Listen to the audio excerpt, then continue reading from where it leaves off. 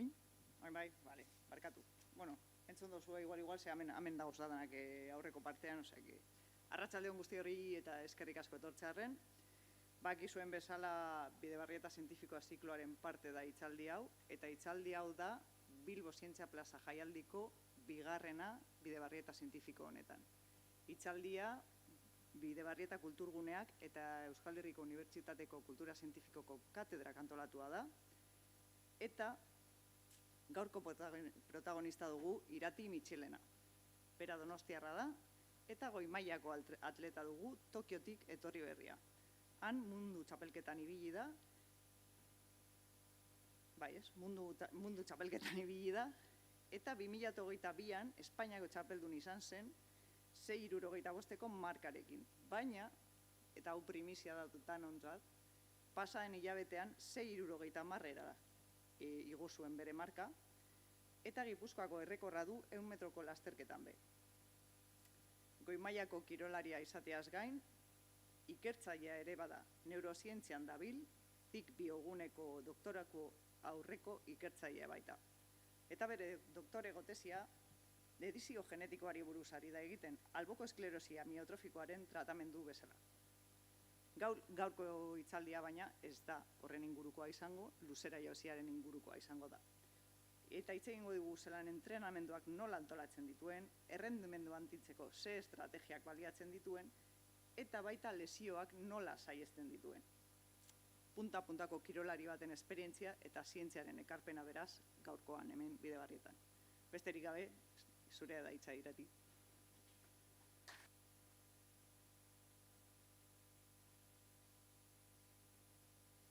Bueno, lehenik eta behin, eskerrik asko denoi etortzeagatik eta antolatzaileei ni gonbidatzeagatik eta hitzaldi hauek antolatzeagatik. Gaur esan bezala luzera jauzia hitz egingo dizuet pixkat, ea nola entrenatzen dugun, zer den garrantzitsua, eta bazuek atletismoaz pixkat ikasten baduzue, ni joango naiz etxera. Lehenengo, hau izango da hitz egingoetena, lehenengo azaldu nahi pixkat ni nor naizen, gero nire kirol ibilbidean ze etapa eduki dituten, edo zintzuk izan dien momentu aipagarrienak. Gero, atletismoa zer den eta luzera jauzia zer den azaldukoet pixkat, ez dakit zer dakizuen eta zer ez. Gero, joango naizela pixkat espezifikoago egiten, entrenamendua nola antolatzen dugun azaltzeko. Eta gero, urtea nola planifikatzen dugun, urtea gero astea. Eta gero, entrenamenduen adibide batzuk emango ditut, zuek nire egunerokotasuna pixkat hobeto ezagutzeko. Eta bukaeran, naiz eta zientifikoa ez izan, arlo zientifikoa pixkat aipatu nahi nuen, entrenamenduan zientzia nola barneratu ezakegun ikusteko. Eta bukaeran, bukatzeko, hori bai azkena, entrenamendu ez gain, entrenamenduen inguruan dagoen guztiaz hitz egin nahiko nuke pixka bat. Eta gero, galderak. Lehenengo nor naiz, oaintxa zalduten bezala Irati Mitxelena naiz, Donostiarra, 27 urte ditut, eta argazkia gustatzen zait, hemen nago kirolari bezala, askotan hitzaldiak zientzialari bezala izaten dira, baina gustatzen zait argazki bat normal jantzita, ez batakin, ez kirolarropakin, ze azkenen 27 urteko neska bat naiz, normala. Eta gero, egia da, hemen nagola luzera jauzia egiten detelako, atleta naizelako, eta orain arte eta oraingoz behintzat Atletiko San Sebastian taldean lehiatzen dut, nire hiriko klubean. Eta horrez gain, neurozientzialaria ere bai naiz, eta ikerketan iten dela noaintxe bertan. Eta pixkat detaile gehiokin, luzera jauzia egiten dut, espezifikoki, eta nire marka pertsonala oain esan duten bezala 6,60 metrokoa da, duela hilabete inun Guadalajaran, eta horrek munduko txapelketara sailkatzea intzian, orduan, gogoratzeko eguna izan zen niretzat. Eta Espainiako txapelduna izan nintzen 2022an, gero txapeldun orde gehatu naiz hainbat urtetan, aurten ere, bigarrena gehatu naiz, aurrengoan berriro gorenera igotzea lortze deten. Eta hor jarri ditut nazioarteko lehiaketetan lortu dituten emaitza hoberenak, izan dela Europako txapelketan 15. gehatu naiz 2 aldiz, bat aurten martxoan, eta oraindik ez jarri aurreko astean izan delako, baina munduko txapelketan egon naiz duela astebete, astelehenean iritsi nintzen Japoniatik, oraindik ere pixkat nekautanago, eta han ez hitzaiten nahi bezala atera, eta uste 28. edo gehatu nintzela, baina perspektibakin ikusita munduko 28. Oraingoz lortu duten lorpen handiena. Eta horrez gain, luzera jauziaz, pixkat utzita, 60 metrotan eta 100 metrotan ere Gipuzkoako errekorra ditut. Eta beste aldean, nire zientifiko edo zientifika arloan, neurozientzia ikasi nun, neurobiologia, Estatu Batuetan, Cincinnatiko Unibertsitatean, eta 2020an bukatu nuen. 2020an bukatu nuenen etxea bueltatu nintzen, eta EH1 masterra inun hizkuntzaren neurozientzia kognitiboan, Donostin. Eta orain, doktoretza egiten nahi naiz, EHUko programa batean bai, biologia molekularra eta biomedikuntza programan. Eta oso labur, guk teknika badakagu, CRISPR deitzen dena, eta honek usten digu, edo gaitasuna ematen digu ADN-a modifikatzeko. Eta orduan, ni aplikatzen ari naiz hori, alboko esklerosi amiotrofikoan, honek gaixotasun neurodegeneratiboa da, baina base genetiko oso handia du. Orduan, saiatzen ari gea, ea tresna horrekin, terapia edo sendagai bat lortzen dugun. Gaur ez etortaz hitz egingo hori beste batean. Eta, nire kirolarloko etapak, nire kiroli bilbidea nola zatitu pentsatzen nahi nintzela, pentsatu nun edo iruditu zitzaiten oso garrantzitsuak izan diela niretzat entrenatzaileak, eta horrek bai inditula etapa desberdinak nire ibilbidean. Eta ni 2013an hasi nintzen atletismon, 14 urterekin, batzuntzat oso berandu, nik ere berandu zela uste nun, baina, hemen gaude, orduan esperoet ematen du bezala hain berandu.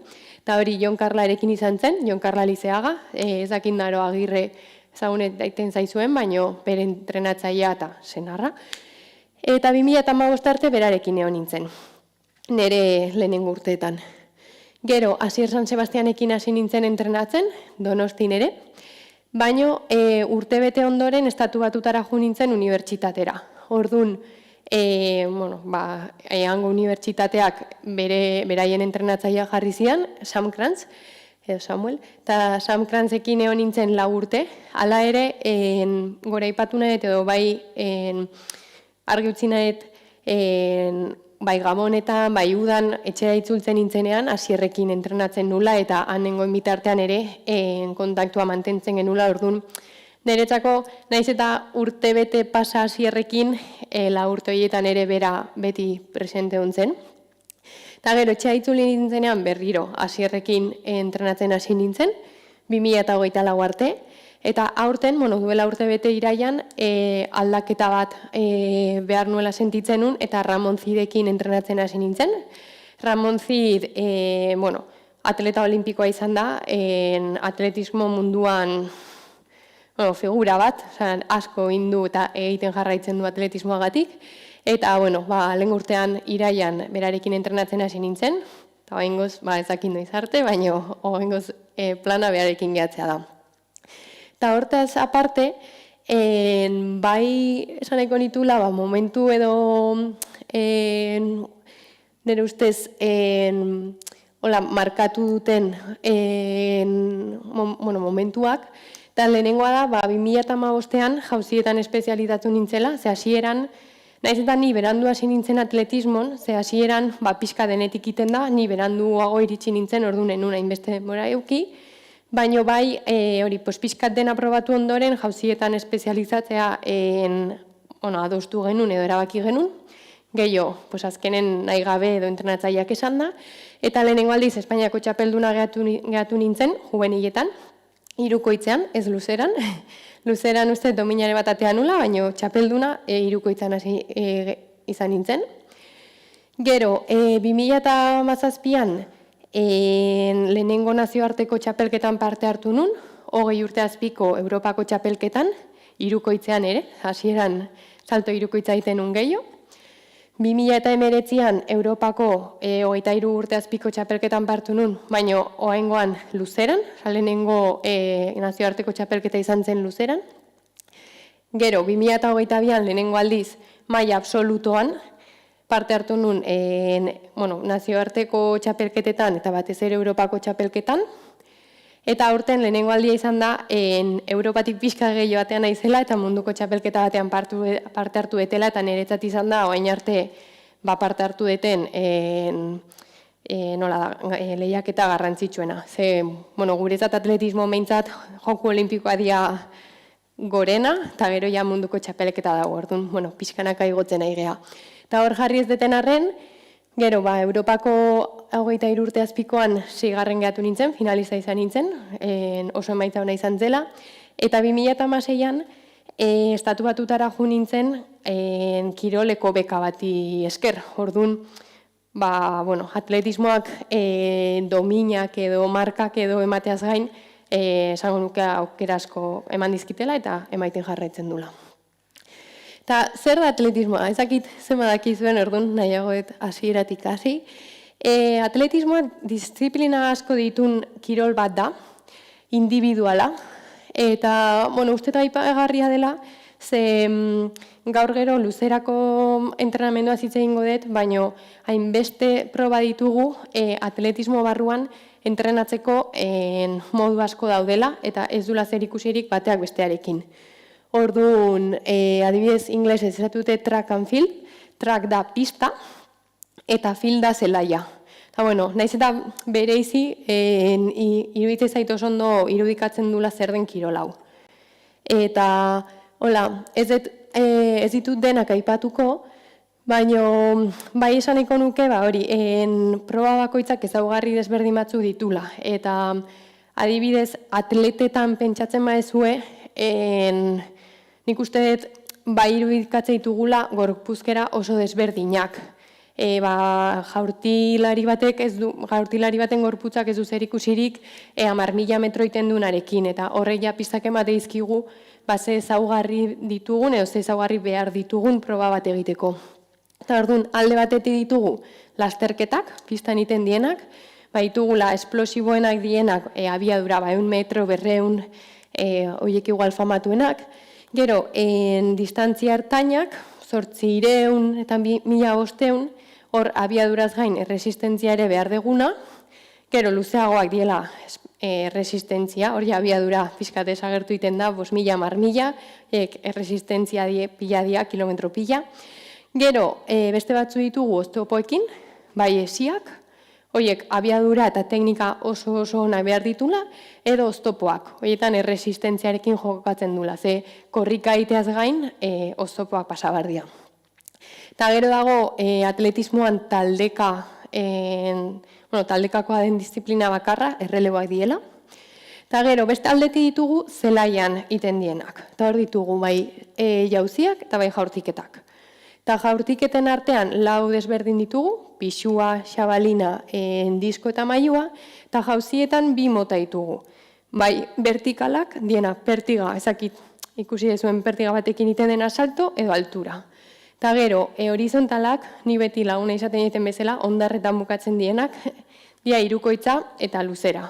Eta horre ere ikusten da, jaurtiketak hauek orokorrean teknikoagoa dia, baina jaurtiketetan gehiago behar dugu indarra, eta adibidez jauzietan indarraz gain behar dugu abiadura. Eta, nik lehen esan bezala salto horizontaletan espezializatu nintzen, eta orain iten detena da luzera. Eta zer da luzera? Luzera, atletismoan ikuste dut oso, behintzat, sinplena oso erresa dela ulertzea, ze oso kirol naturala da, azkenen nahi dugu azkarren korrika egin, urrutien jaurti edo urrutien salto egin. Orduan, hola esan da, nahiko erresa. Orduan, luzeraren helburua da alik eta urrutien salto egitea. Gero, pixkat komplikatzen da, baina berez, helburua erresa. Eta, hor pixkat mugitu da. Eta arau batzu ditugu, lehenengoa da, guk pasillo batean iten dugu salto, eta ondarrezko zulo bat edo dakagu, eta taula bat dakagu. Orduan, taula hortan, marra bat dago, plastilina zun lehen, ja plastilina kendu dute, baina marra bat dago, eta hori ezin dugu zapaldu. Hori zapaltzen badugu, saltoa nulo egiten da, eta ez duten eurtzen. Orduan, lehenengo araua hori, ezin dugula marra pasa. Bigarren araua da, marratik neurtuko dela beti.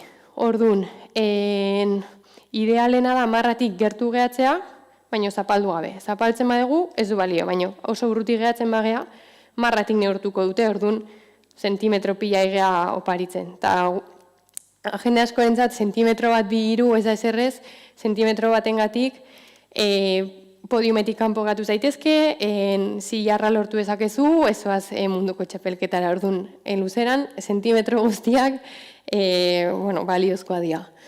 Eta gero, erortzean azken edo urrutien uzten dugun marka neurtzen dute. Orduan, hor garrantzitsua da erorketa ondo egitea, ze normalean ipurdia izaten da, baina badioz gaizki erori eta eskua uzten badegu, eskua neurtuko dute. Eta horre, pila bat zentimetro paritzaitugu, eta hori ez dugu nahi.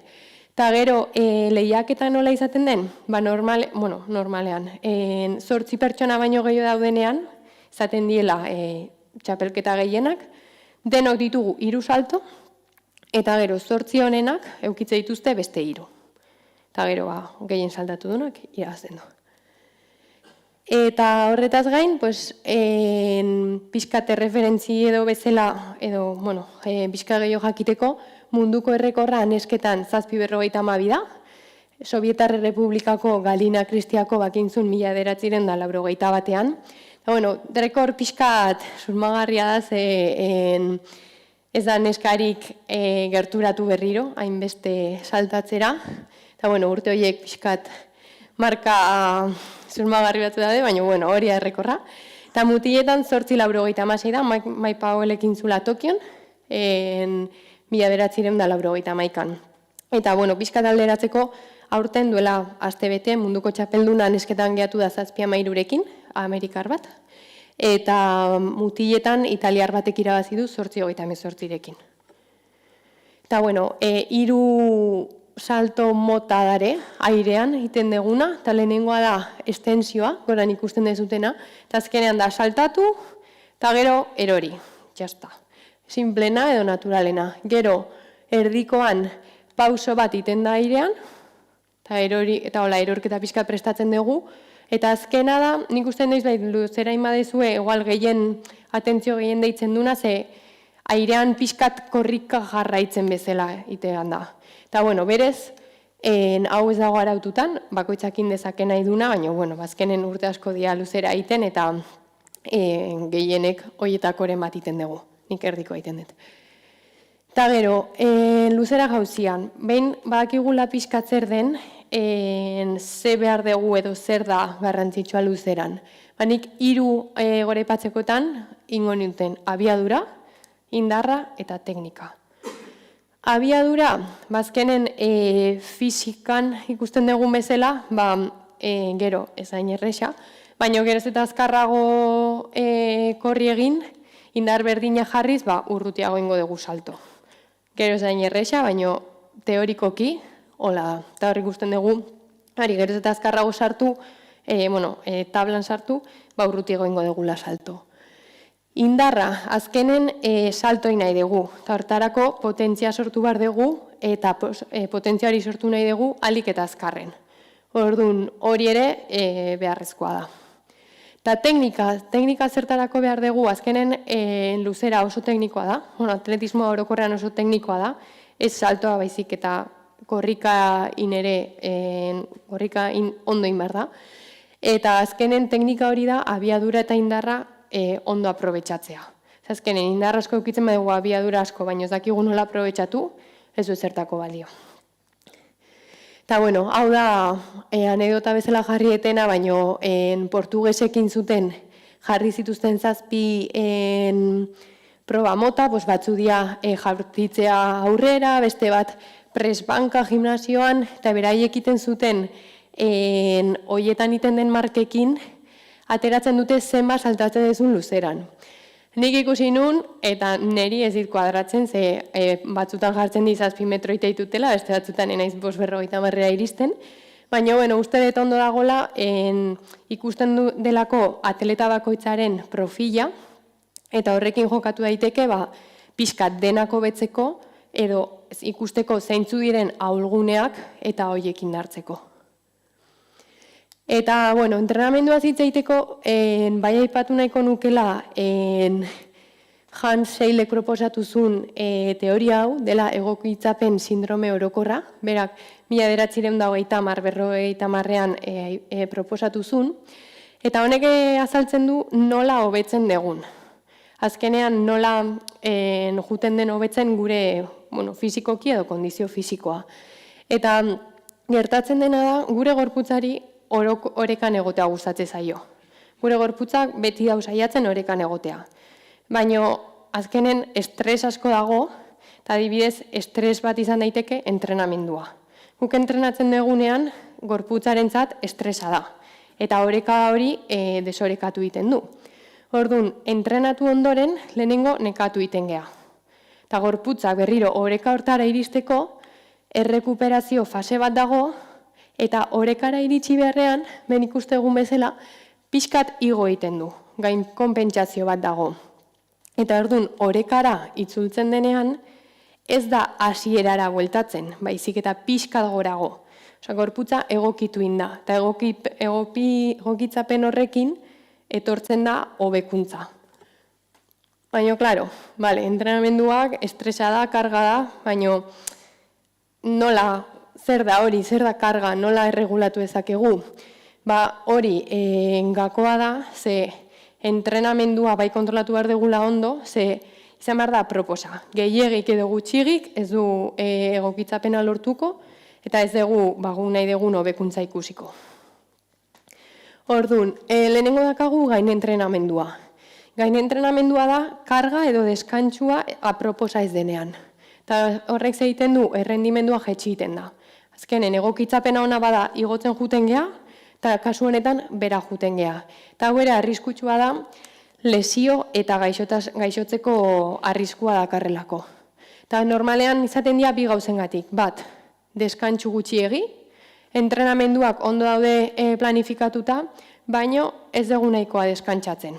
Orduan, gorputzak ez dio denbora ematen egokitzeko, eta azkenean hobetu beharrean okertu egiten da. Edo bestela, deskantsua ona da, baino entrenamenduen karga gehiegizkoa da. Orduan, berriro gorputzak ez du denborarik errekuperatzeko, eta gainera lesio arriskua asko igotzen da.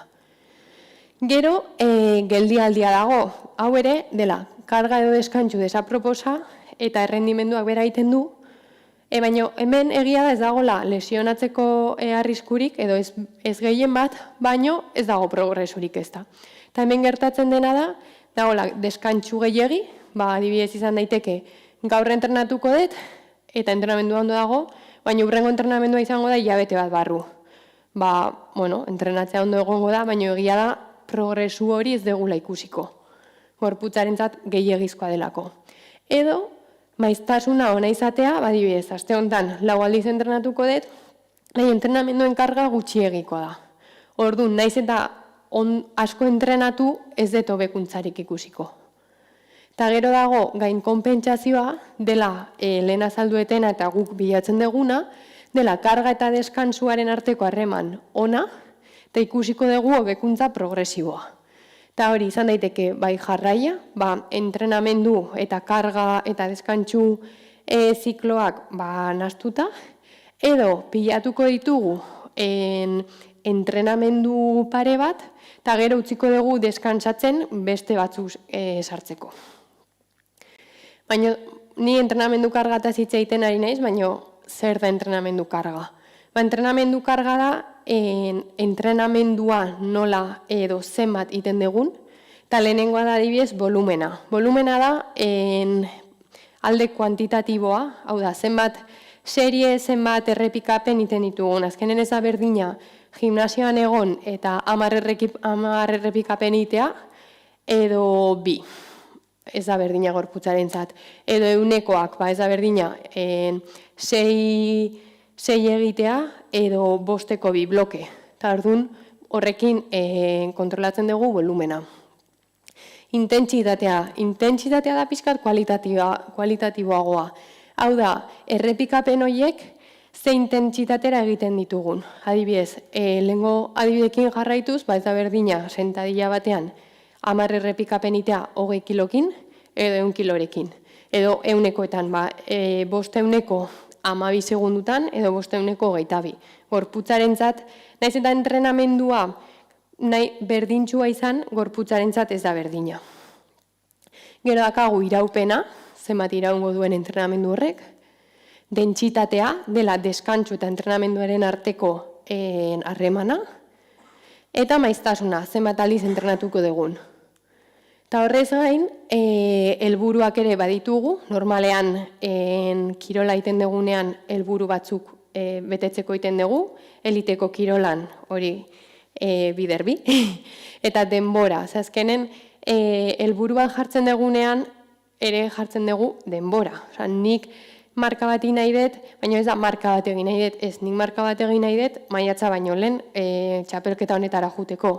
Edo nik Espainiako txapelduna gehatu nahi dut urrengo maiatzan. Eukitzen ditugu helburuak eta baita ere denbora bat helburu horiek lortzeko. Eta orduan, entrenamendu kargarekin helburuak eta denbora egiten dugu urteko plangintza. Nik izaten dut dugu entrenatzaileak egiten du nire kasuan. Eta nire kasuan adibidez ikusten dugu zein den denboraldia, nik 2 denboraldi ditut, pista estalikoa belodromoan eta aire librekoa. Eta pista estalikoa izaten da urtarrietik martxora eta aire librekoa apirietik abuztura. Horten iraileraino luzatu zaigu, baino ez da ohikoena. Eta gero ikuste ditugu zeintzu dien data garrantzitsuenak. Zeintzu dien Espainiako txapelketa, normalean garrantzitsua izaten dela, eta gero nazioarteko txapelketak. Horten egon dira Europako txapelketa eta munduko txapelketa. Eta horiek noiz diren ikuste ditugu. Eta gero beste aldetik, helburuak ezartzen ditugu. Nik denboraldi hasten detenean, 2 aste barru, entrenatzailearekin eseriko naiz eta helburuak ezarriko ditut. Nik aurten lortu nahi dut marka hau. Nik aurten txapelketa honetan gehatu nahi dut postu hontan. Eta gero ikusiko ditut, adibidez, nazioarteko txapelketak, ni sailkatu nahi dut onera eta gehatu nahi dut finalista edo. Eta gero horrez gain, postuak eta hori alde batera utziz, beste helburu batzuk ezartzen ditugu, gehiago kualitatiboak edo, esateko, adibidez, nik aurten abiadura hobetu nahi dut. Edo nik aurten teknika hobetu nahi dut. Edo ikusten dut, hori, lehen urten enula oso ondo eraman hain beste lehiatzea. Orduan, helburuak ez diabet izan behar markak. Eta gero, behin hori jarrita, urte osoa jartzen dugu, eta ja, azten geha planifikatzen, noiz entrenatu behar dugun gauza bat, noiz entrenatu behar dugun beste gauza bat, noiz deskantzatu behar dugun, ze azkenen urte oso bat da, eta urte osoa aguantatu nahi dugu, eta hau nahi dugu ondo data garrantzitsuetan.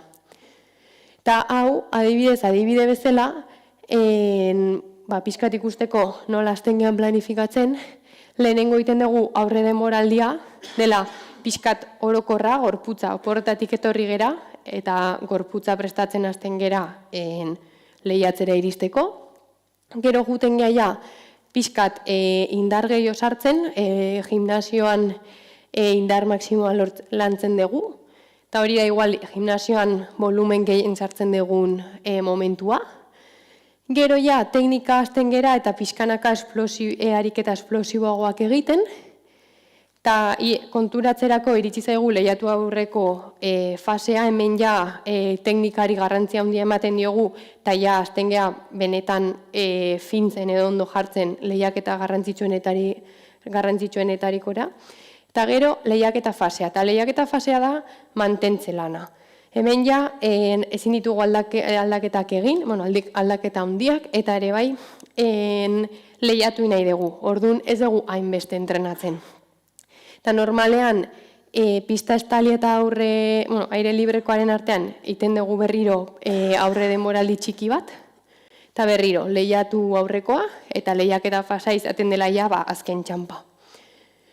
Eta, bueno, hauek normalean egiten ditugu hilabete bateko zikloak. Orduan, plangintza egitean, izaten dira hilabete osoa edo 3-4 astekoak. Eta horietan egoten da lehentasun bat.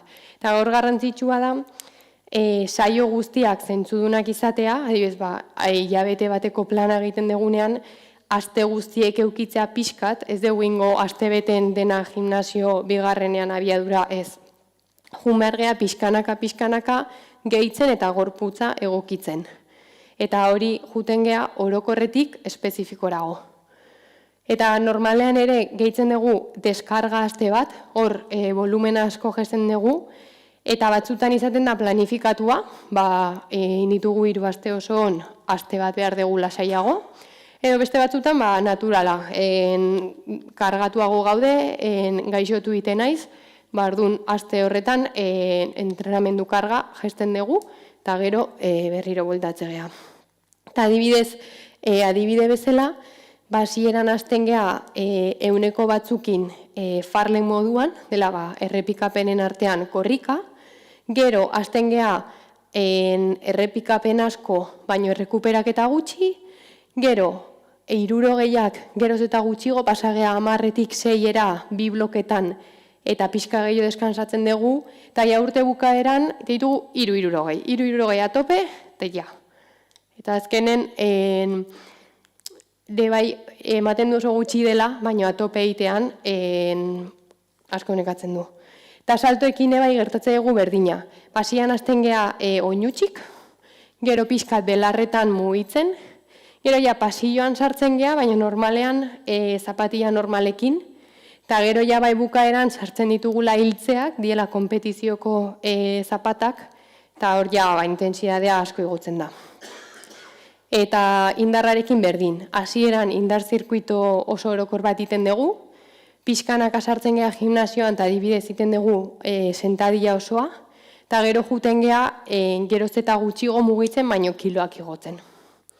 Eta adibide bezala nire 2 hilabete hauek nahiko eroak izan diela, nik eukinun data garrantzitsu bezala Espainiako txapelketa, eta gero munduko txapelketa, baina munduko txapelketara juteko sailkatu inber nintzen. Orduan, abuztuak batean Tarragonan eukinun Espainiako txapelketa, eta hor ikusi nun aukeran ekala munduko txapelketara sailkatzeko 13an hasten zela, iraian, eta orduan erabaki nun konpetitzea, bai abuztuak 8an, bai eta abuztuak 14an. Eta hori, orduan, abuztuak batean konpetitu nun Tarragonan. Abuztuak 8an Eslovakian, eta abuztuak 14an Guadalajaran. 2 aste horietan enunia entrenatu. Azkenen lehiaketak ere asko nekatzen du, urduritasunak eta tentsioak, eta bidaiak ja, bikoitza. Orduan, 2 aste horietan deskantsoa zen eta mantentzeko zehose. Eta gero lehiatu. Azkenean iritsi nahi genuen ondo, ze munduko txapelketara selkatu nahi nun. Eta behin selkatu nintzenean, astebete hartu nun deskantxo ez, baino karga jetxi genuen, ze azkenen hainbeste lehiatu ondoren, hainbeste urduritasun, tentsio, bidai eta gero lertutan engon. Eta orduan, esan genuen, aste hau hartuko dugu lasai, eta entrenatu nun, baino beste intentsidade batekin, eta esan genuen, orain munduko txapelketa dakagu, eta area ondo iritsi nahi dugu. Orduan, urrengo 2 astetan aprobetxatu genula ondo entrenatzeko, ze gero, iraiak 6an Japonera jo nintzen, eta ordu aldaketarekin eta hori lehenengo gunetan ezin genuen ezer egin, eta gero 13an lehiatu nun, 14 finala nintzen pasa, orduan azken aste horretan ere enun ia ezer egin. Gehiago izan zen, baietlaga gainditu eta deskantzatzen. Orduan, hor ikusten dezue nola planifikatzen dugun lehiaketa garaian hilabete bat. Eta gero, asteko plangintza, jende asko galdetzen izeiz, ze saltatzen dezu egunero? Ez. Eta eskerrak, ze enun aguantatuko. Nik normalean iten ditut gimnasio 2 saio, normalean astelenean eta ostiralean, ez, aste artean eta ostiralean, teknika saio bat, teknika deitze diogu salto iten degunean, luzera jauzia iten degunean, eta hori iten dut astean behin, normalean. Gero bai sartzen detela beste egun bat ariketak iten ditutena saltatzen, baino ez da guk luzera edo exactamente salto hori. Orduan, salto egiten ditut 2 egun astean, eta abiadura asko egiten dugu. Honek jendea, harritu egiten du, baina sartzen ditugu gaina 3 entrenamendu mota desberdin. Alde batetik sprint motzak, 30 metro, gero pixka luzeagoak izango litzateke 60-80 metro, eta gero nik sartzen dituten luzeenak dira 150 edo. 150 metro, gaina hori ja erresistentzia pixka lantzen dezula, baina nik ez ditut kilometroak iten, jende asko esate izema kilometro iten dituzu astean, oso gutxi, zenik distantzia luzena iten dut 150, baina hori bai oso azkar. Eta gero, pixkat entrenamenduak nola dien ikusteko, lehenengo iten dugu beroketa orokor bat, azkenen demoraldi aurrera doan enean beti aukitzen dut minen bat edo zeo zein dartzeko, orduan beti aukitzen dut hasieran ariketaren bat indartzeko edo minen bat kentzeko. Gero korrika iten dut pixkat, 500 metro, kilometro bat gehienez, gehiago ez dugu behar, guk behintzat, beste disiplina batzuk bai. Eta gero bai iten ditugula luzaketa dinamikoak eta teknika pixkat. Eta, karrera teknika hau da, korrika nola iten dugun. Eta gero zesaio dakaten arabera, ingo detela beroketa espezifikoago bat, badibez, esprinak baditut, jungo naiz pixkanaka, geroz eta azkarrago korrik iten, ze gorputza berotu bardet, ezin nahi zuzenean korrika hasi, ze lesionatu ingo nintzen. Edo konoekin ite ditugu ariketak, edo salto horren bat imar badet, bazte naiz poliki gorputza pixkata bisatzen, salto imarko etela. Gero, hau ez dut pisutxu nahi, baino bai aipatu nahi detela hori jendeak esaten dugunean indarra entrenatzen degula, nik uste jende guztiak imaginatzen dula pertsona oso handi bat, oso muskulosoa, gimnasioan pisu asko jartzen, eta egia da hori izan daitekela, baino indar mota desberdin asko daude. Eta adibidez nire kasuan, niri zait interesatzen indar maksimo hori, zezuek pentsatzen baezuen, azkenean muskuloak pisu asko daka, pisu asko ematen du, eta guk hori mugitu behar dugu. Guk korri behar dugu, salto behar dugu, orduan nire kasuan, pisua mugitzea ondo dago, baino ezin geha oso pisutxu bihurtu. Orduan daude beste indar batzuk, indar mota batzuk gehiago interesatzen zaizkigunak diela, adibidez, erreflexu elastiko esplosiboa, oain azalduketela oso simple zer den. Eta orduan, pixkat hori argi gatzean nahi dut, guk ez dugula hipertrofia bilatzen, hipertrofia da hori muskuloak handitzea, guk nahi dugu masa muskular gutxirekin pisu asko mugitu. Osa, guk indartxoa izan nahi dugu, baina handiak izan gabe. Hori agure helburua, ze indarra bai behar degula. Eta orduan interesatzen zaiguna da, indarre reflexu elastiko esplosiboa, oso izen teknikoa dela, baina azkenean da, indar asko sortu nahi dugu oso azkar. Oso azkar eta amplitude txikiarekin. Zer amplitude txikia? Adibidez, sentadilla oso batean mugimendua oso handia da, baina guk korrikaitean mugimendu hau da. Orduan, dakagu mugimendu oso txikia, tan oso azkarra, eta hor nahi duguin indar asko, adibidez esprinetan.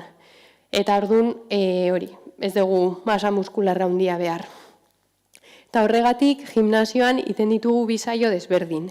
Batean, bai ematen diogula garrantzia, pisu asko mugitzeari, ze indarra behar dugu, baino bestean, gure helburua da pisu hori azkar mugitzea. Eta berdin du, pisu gutxiago mugitzea ze nahi dugu, azkartasuna inporta zaigu. Zegu behar dugu indar hori oso erreaktiboa izatea. Gero, esprinetan erabiltzen den bezala.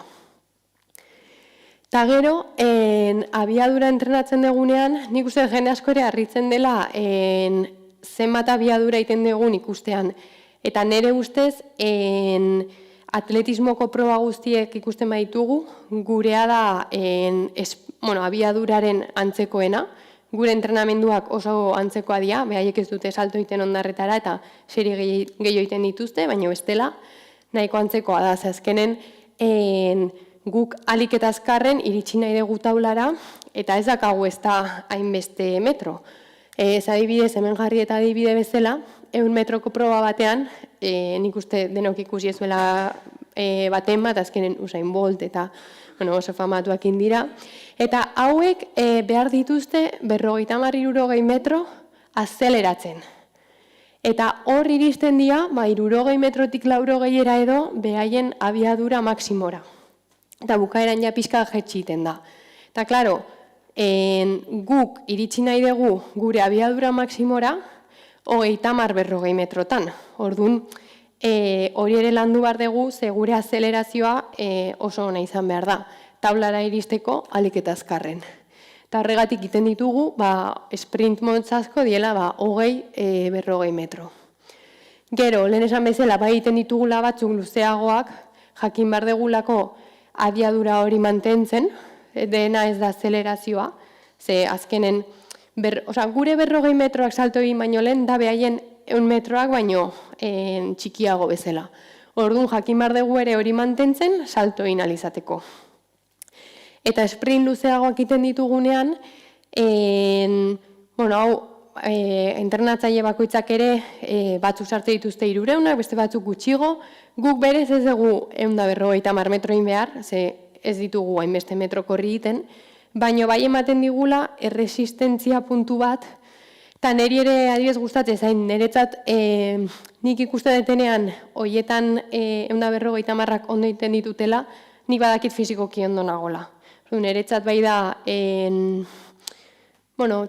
test moduko bat ikusteko nola nagon. Eta gero, teknika entrenamendua ditugu, eta teknika entrenamenduan zeiten dugu, ez da dena salto egitea, gauza asko lantzen ditugu, adibidez lehenengo da hori talonamendua. Talonamendua da, oain zeiten nahi nintzen 40 metroiek taulara iristeko. Neri jende asko galdetzen ditan, nola dakizun hundik atera, nola zeateatzen zea edozein tokitatik, eta ez. Azkenean taula bat dakagu, izan nahi dugu oso prezisio altua nulo eziteko, orduan horiakagu neurtuta, nik beti eramaten dut metroan erekin, ja ezakit zenbat herrialdetan egon den metro hori, eta orduan hori entrenatzen dugu, askotan entrenetan neurtzen dugu, eta ikusten dugu ea ondo ematen diten edo ez, eta hori aldatzen juten gea. Eta gero ere bai, lantzen dugu taularen pertsepzioa. Ze azkenen, hain azkar egiten dugu korri, ez digula denbora ematen taula ikusteko. Orduan, hori azkenen lantzen den gauza bada, taulan ondo zapaltzeko nulo ingabe. Eta hori, guk askotan egiten ditugu ariketak jartzen ditugu folio txuri batzuk, eta nun zapaltzen dugun. Eta gero, saltoa ere lantzen dugu, eta hor egiten ditugu ariketa desberdinak. Batzutan, adibidez, airekoa landu nahi badegu, jartzen dugu trampolin moduko bat, eta horrek ematen digu denbora gehiago airean. Eta orduan, denbora ematen digu teknika lantzeko, edo zeo aldatu nahi badegu, denbora gehiago dakagu eta erresago lantzen dugu. Eta gero ere bai, juten gea, geroz eta karrerilla gehiago hartzen. Ez gertatzen da, askotan pausu gutxirekin oso ondo egiten dugu, baina gero abiadura igotzen dugun heinean, zailtasuna ere igo egiten da. Eta ez da erresa teknikoki ondo egitea. Orduan juten gea pixkanaka, hasieran karrera gutxikin, gero gehiagorekin, eta hola pixkanaka aldaketa teknikoak barneratzen. Eta gure bai, gure gorputzak ikasten eta automatizatzen zein bar degun, gero ja lehiaketan, karrera guztia jartzen degunean, gorputzak jakiteko zegin. Eta hori bitxikeri bezala ere bai, nik, beste batzuk bai, baina nik entrenatzen ez dut inoiz egiten salto osoa, beti egiten den, nik normalean salto egiten eta 16 pausorekin, eta nik entrenan gehien ez ditut 12. Azkenen lehiaketak ematen digu adrenalina eta motivazio puntu hori entrenan naiz eta saiatu ez duguna lortzen, orduan, entrenan karrera guztiarekin guk ez dugu egiten. Beste batzuk, baina guk ez. Eta pixkat, arlo zientifikoa edo lotzeko kirolarekin, egia da, nire entrenatzaileak ez du asko erabiltzen. Nire entrenatzaileak azkenean 70 urte ditu, bizitza osoa daramaki atletismoan, berak esaten du begiak egiten dula dena. Egia da geroz eta tresna gehiago daudela, eta jende askok erabiltzen ditu, eta ni zientifikoa izan da. Ni bainago alde, egia da, uste detela, ez dela dena hain analitikoa izan behar, badaudela, sentsazioarekin jun behar dela batzutan, eta ikusi behar dela ere bai bakoitzak ze behar duen, baina, azkenen datuak lortzen ditugunean, datu horiek ondo erabiltzen baditugu, noski lagunduko digutela. Eta adibidez, hor dago encoder deitzen den makina bat, eta hori jarri dezakegu horrik uste duzuen bezala, gimnasioan barran, eta horrek neurtzen digu barra ze abiaduran mugitzen den. Orduan, horren arabera, indezakegu errepikapen kopurua zehaztu, batzutan esan dezakegu, abiadura hontatik gesten denean, jazta. Segur interesatzen zaigu, abiadura hortan mugitzea. Edo bestela ere bai batzutan, esan, nik nahi dut abiadura hortan mugitu. Eta 50 kilo badia, ondo. Ikusten badegu 50 kilorekin ez gehala abiadura hortara iristen, pixua jetxiko dugu. Orduan horrek pixua zehazteko ere balio digu. Gero, hau gehiago erabiltzen da erresistentzia probetan, nik ez, baino pultsazioak neurtzen ditu jende asko, baina azkenean erlojuek dena esate izute, eta hau egiten dute gehiago hori, serie luzeak egiten dituztenak edo, askotan esaten diete, gaur, ezakitzen bat kilometro, baino ez pasaz pultsazio hauetatik. Edo beste egun batzutan bai, pasabar diela, eta hola neurtzen dute esfortzua. Edo bestela ere bai, batez ere hori erresistentziakoak juten dienean altitudera, entrenatzera, oksigeno gutxigo dago, orduan, beraiek esfortzu baiten dute pultsazioekin.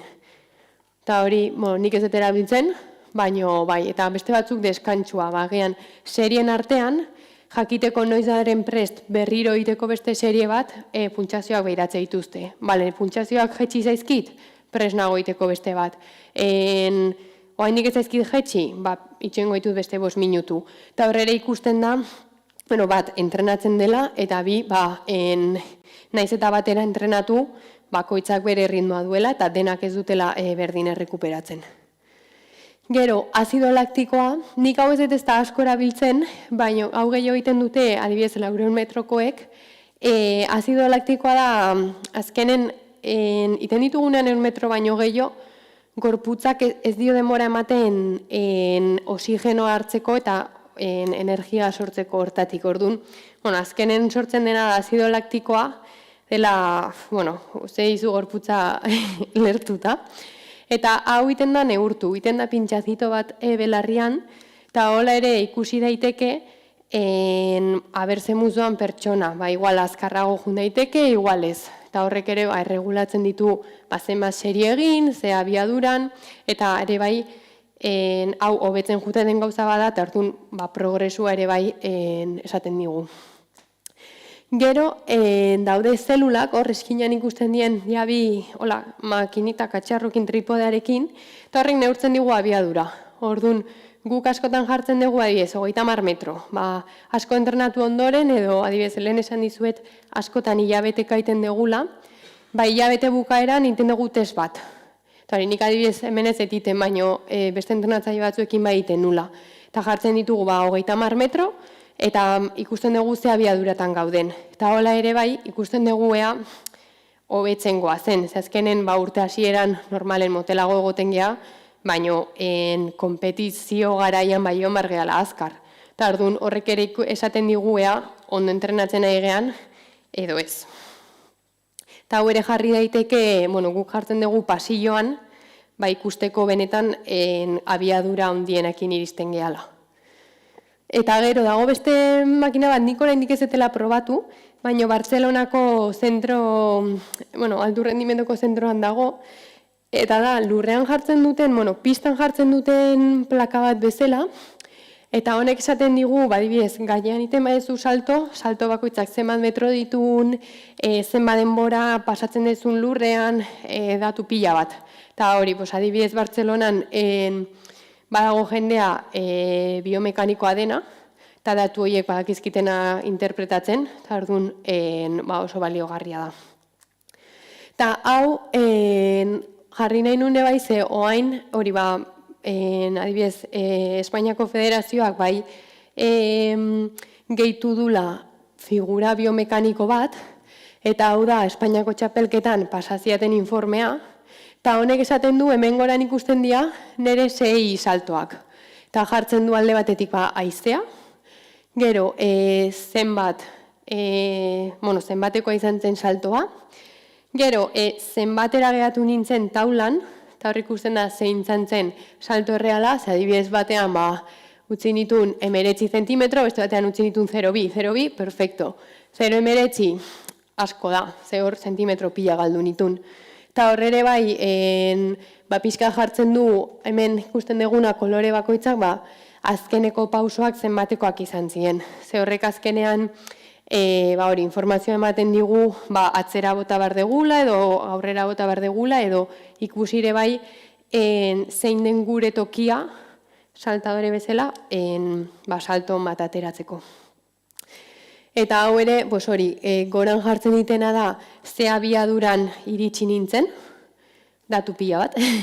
Eta hor, adibidez hori, nik kasualitatez ez baino, salto luzeena izan zen azkarren iritsi nintzena, baina gero adibidez beste batzutan polikiago sartu nintzen eta saltoa ere ona izan zen. Orduan, azkenean datu pila dira eta behar da pertsona bat badakina irakurtzen, badakina interpretatzen, eta hortik baiatea ditzakegula ze gauza egiten ditugun ondo, eta ze gauza ditugun hobetzeko. Eta hau adibidez, bekoa da lehen urtekoa, baina hor ikusten da hori salto guztia, taulan nola egiten den, eta azken pausoak nolakoak izan ziren. Eta hori, hasi ziren lehen urtean edo duela pare bat urte, lehen ez iguten olako informea pasatzen. Eta hau, entrenatzaileei pasatzen diete. Eta gero, bai hitzein nahiko nukela, hau ja ez dain teorikoa, baino entrenamenduaz gain, niretzako, gakoa da entrenamendu ikustezina, eta entrenamendu ikustezina da entrenatzen ez gaudenean iten dugun guztia. Azkenen, nik 5 egun entrenatzen ditut astean 2 ordu terdi, baino sentitzen dut atleta naizela eguneko 24 orduak, eta astean 7 egun. Eta orduan, garrantzitsua dela ez entrenan iten detena bakarrik, baizik eta pixkat bizitza estiloa edo orokorrean iten detena. Eta batzutan ere nekagarria, zerrixago izango zen beste aldera, baina bueno. Eta adibidez, kalitatezko deskantsua, lehen bai aipatu betela hori deskantsuak duen garrantzia. Eta nik uste askotan azten zaigula, ze azkenen, nik nabaritzen dut, niri gorputzak deskantsua eskatzen dit, loin behar dut, eta alik eta gehien hobeto, eta askotan bai hori gandea iristen da, eta nekatuta nago, eta deskantsatu behar dut. Eta batzutan askotan plan polita ditut, baina gorputzak deskantsua eskatzen dit, bazkenen astean zehar, gorputzari asko eskatu diotelako. Eta ere bai badakit, deskantxo hori ematen ez badiot, naiz eta oso gogor entrenatu, azkenen ez detela hobetuko. Gero nutrizioa, nioain bai nutrizionista batekin lanean nahi naizela, batzuk iten dute hori gorputzaren konposizioa aldatzeko edo, nik ere asko iten dut lesioak ekiditeko, azkenen, ni beti pentsatzen dut gorputzari asko eskatzen diogula, eta kotxeari gasolina botatzen diogun bezala guk ere behar degula erregaia, eta nahikoa eman alde batetik energia ukitzeko, eta bigarren entrenamenduetatik ondo errekuperatzeko. Azkenen, loite makarrik ez dugu errekuperatzen, ondo jan behar dugu, eta ez da asko baizik eta ondo. Nik uste dut ondo aukeratu behar dela ze jan eta ze momentutan. Eta hori laguntzen digutenean erresago. Gero fisioterapia, ni adibidez aurten ia astero ju naiz, edo 2 astetan behin, zen lehen, eta nik uste diten unakatx bat zela askotan kargatuta edo minduta ja egotera itxoitea, eta aurten bai ju naizela ia egun astero, eta horrek lagundu dit hobeto entrenatzen eta entrenamenduak bukatzen eta entrenamendu honak inean izaten. Eta gero ere bai errehabilitazioa. Ikusten badet azkenean, ahulgune asko ditugu, batzuk gorputzatal batzuk erabiltzen ditugu beste batzuk, eta ariketa egiten ditut ahulguneak indartzeko, edo batzutan lesio txikiren bat edo egiten badegu horrek eskatzen digu ariketa espezifiko batzuk egitea hori indartzeko. Eta horiek gauza txikia dira, baina azkenen oso garrantzitsuak. Eta gero, ongizate mentala, hau ere, nik uste geroz eta garrantzi gehiago mate zaiola, baina beti pentsatzen eta askotan atletak ikusten dela, behaien lana bezala, beti egon bardiela ondo, ez, pertsona geha gauza asko gertatzen zaizkigu, eta gero ere bai, jakimar da, presioa eramaten eta entrenamendua eramaten, gertatu daitekena ere da, hau ondo entrenatzea, baina gero momentu bat eukitzea tentsio askokoa edo urduritasunarekin, eta momentu hortan jakimar da oso ondo lehiatzen orduan. Hori guztiare lantzen da, eta normalean psikologo deportibo batekin, edo entrenatzaileak ere lagundu ezake, baina hor profesionala psikologo deportiboa da, nik uste geroz eta gehiago entzuten dela, eta nire ustez bai da klabea jakiteko lan hori guztia inda gero momentu honean hori isladatzeko. Eta gero moldatzeko gaitasuna. Askotan plangintza bat iten dugu, gauza gertatzen dira, derrepente oineko mina daka, derrepente gaixo nago, enun espero, baina urrengo astean konpetituko dut Suizan, orduan, gaur entrenatu behar nun eta kriston euria egiten du. Entrenatuko dugu, baina igual entrenamendua pixkat aldatu behar dugu, ze bestela, mina hartu ezakegu. Eta nik uste dut moldatzeko gaitasuna asko lantzen dela eta euki behar dela, ze bestela oso kuadrikulatua bazea edozein momentutan, hori ez usteko bat dagoenen, dena galdu dezakezu. Eta bukatzeko, lehenengo esan nahi nun, hori, nik azalduetela gaur, baino nire entrenatzailea Oain Ramon da, eta bera da dena pentsatzen duna, ni juten naiz eta egiten dut.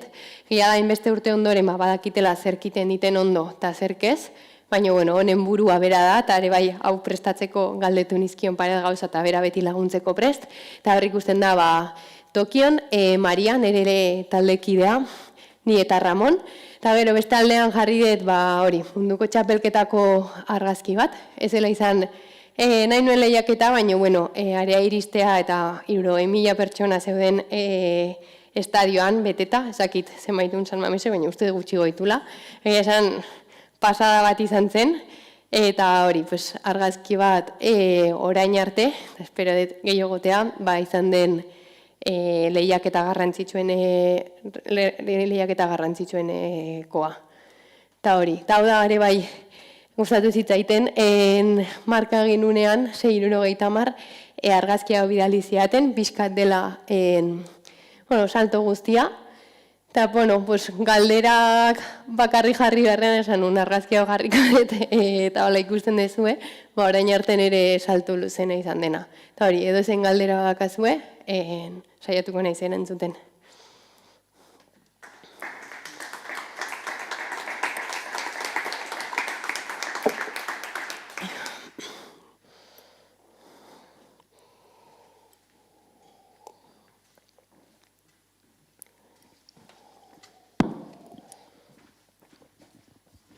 Eskerrik asko. Nik galdera bat dakat, banekien lehenengo izan barko nintzela, eta hala izan da.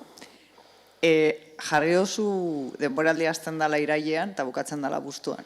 Eta esan duzu, oporren ostean, azten gara irailean, baina irailean azten bagara eta abuztuan bukatzen badugu, oporrak noiz dira. Bueno, hori azkenen urtearen arabera. Lehen urtean adibidez, Espainiako txapelketa ekaina bukaeran izan zen, eta nire nintzen jokutara sailkatu, orduan, eukinitun berez, irai arte, azkenen ezain beste gehiagi delako, baino nik oso goiz bukatu nun. Eta aurten adibidez hori, aurreko astean bukatu nun, baina urrengo astean urria da, orduan, ni deskantzatu nahi dut, baina ja urren urteari begira igea, orduan, bueno, urtearen arabera, niri 2 aste gehatzea gustatzen zait. Hilabete ja pixka gehiago ez, ze gehiagi da, baina hori, 2 aste 3 behar ditut, bai. Jarretzen dut.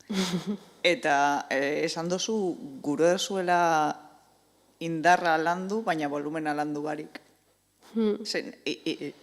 Oreka hori nola bilatzen duzue? Esan gure dut, zenbat mugitzen duzu sentadia baten adibidez, ez pasatzeko eta azteko...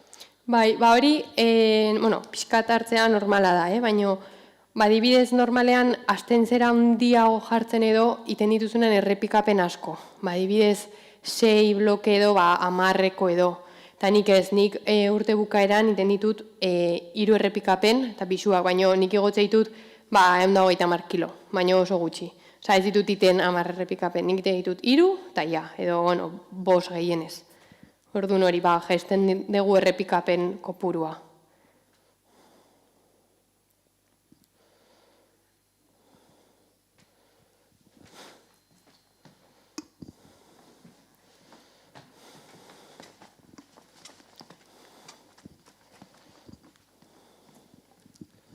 Zardeon irati, zorionak, lehenik eta behin, eskerrik asko. Da, nire galdera da, apur bat, naztatzeko zure arlo profesionala, doktoratze lana da biologia molekular arlo horretan, da baita ere, kirol mundua, ez? Da genetikari buruz.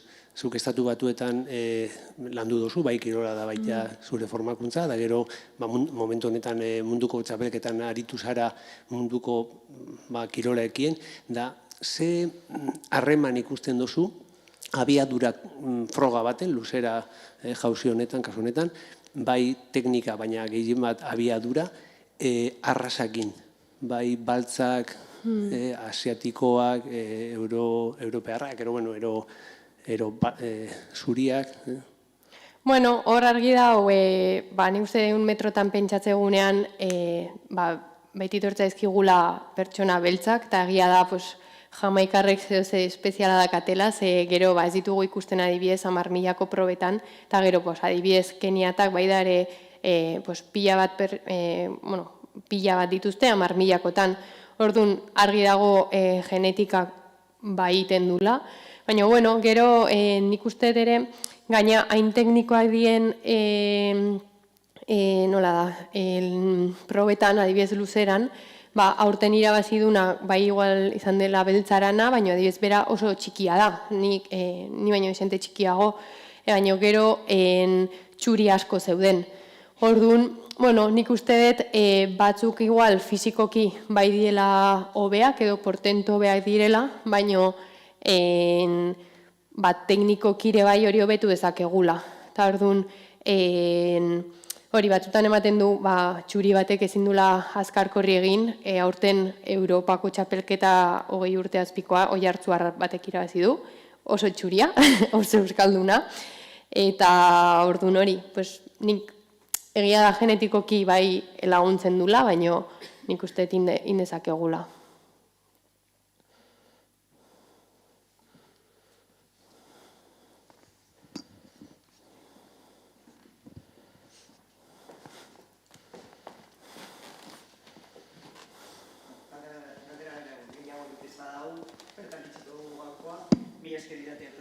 Zuei. Eta mi eskerran hori etortzeagatik, ikusi urrengo bide bat eta zientifikoa urriaren 29an izango dugula, Ana Rodríguez Larratekin, eta zantzaileen ingurukoa izango da. Eskerrik asko.